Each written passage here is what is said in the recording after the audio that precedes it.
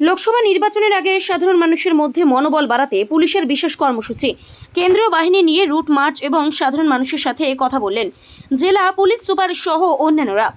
এই route march কর্মসূচিতে কোচবিহার জেলা পুলিশ সুপার দীপ্তিমান ভট্টাচার্য, অতিরিক্ত পুলিশ সুপার কৃষ্ণ গোপাল মিনা, দিনহাটার এসডিপিও ধীমান মিত্র প্রমুখ ছিলেন। এই নিয়ে কি জানিয়েছেন অতিরিক্ত পুলিশ সুপার দীপ্তিমান ভট্টাচার্য, শুনুন।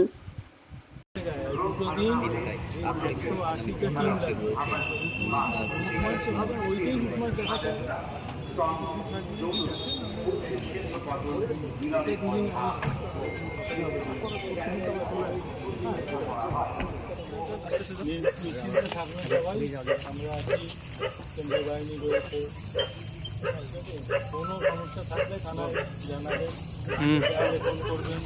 হ্যালো।